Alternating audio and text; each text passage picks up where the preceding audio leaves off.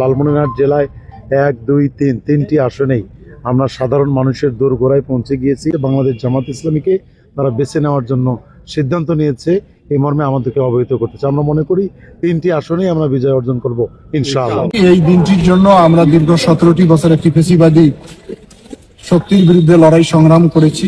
লালমনিরহাটের একাধিক আসনে লাঙ্গল মার্কা বিজয়ী হবে ইনশাআল্লাহ। লালমনিরহাটের 3 আসনের 26 প্রার্থীর মনোনয়ন জমা, এনসিপির কেউ নেই।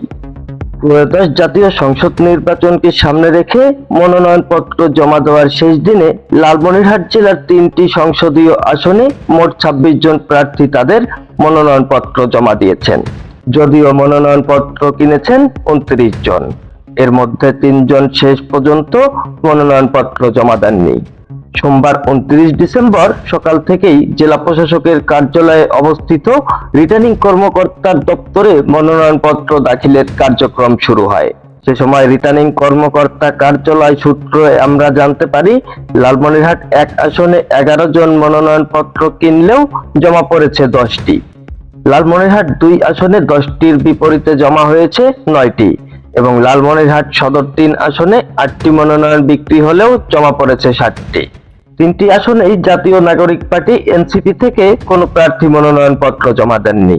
মনোনয়ন জমার শেষ বিকেলে বিভিন্ন রাজনৈতিক দলের প্রার্থীরা দপ্তরে উপস্থিত হন। পরে বিকেল 3:10 বিএনপির প্রার্থী ও জেলা বিএনপির সভাপতি অধ্যক্ষ আসাদুল হাবিব দুলু লালমনিরহাট সদর 3 আসনে মনোনয়নপত্র জমা দেন। এর কিছুক্ষণ পর জামায়াতে ইসলামের প্রার্থী অ্যাডভোকেট আবু তাহের এবং জাতীয় পার্টির প্রার্থী জাহিদ হাসান লিমন তাদের মনোনয়নপত্র জমা দেন। এর পাশাপাশি গণতান্ত্রিক যুক্তফ্রন্টের প্রার্থী হিসেবে কমিউনিস্ট পার্টির নেতা শ্রী মধুসূদন রায়ও মনোনয়ন দাখিল করেন। উক্ত মনোনয়ন জমা শেষে অধ্যক্ষ আসাদুল হাবিব দুলু বলেন, সম্প্রতি ছাত্র জনতার আন্দোলনের মধ্য দিয়ে দেশে একটি নির্বাচনমুখী পরিবেশ সৃষ্টি হয়েছে। আমি নির্বাচিত হলে সীমান্তবর্তী লালমনিরহাটের দীর্ঘদিন উন্নয়ন বঞ্চনা দূর করতে কাজ করব। গণতান্ত্রিক বাংলাদেশ, দুর্নীতিমুক্ত বাংলাদেশ, সম্প্রীতির বাংলাদেশ গড়ার দৃঢ় শপথ নিয়ে বাংলাদেশ জাতীয়তাবাদী দলের ভারপ্রাপ্ত চেয়ারম্যান যে অঙ্গীকার করেছেন, সেই অঙ্গীকারে আমি জনগণের প্রতিনিধি হিসেবে নির্বাচিত হলে আমার সবচেয়ে বেশি ভূমিকা রাখার চেষ্টা করব।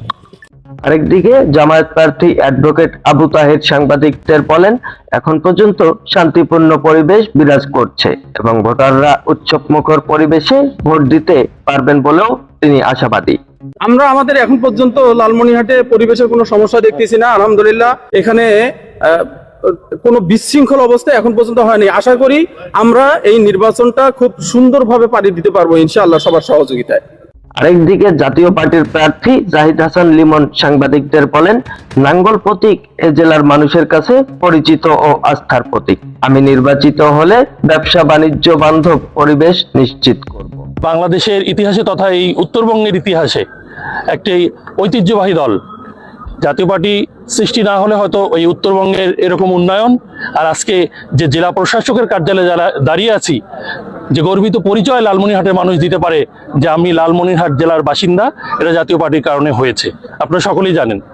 আমি মনে করি এই লালমনিরহাটের আপামর জনসাধারণ এই লাঙ্গল মার্কায় দীর্ঘদিন থেকে তারা ভোট দিয়েছে এবং তারা শান্তিতে ছিল।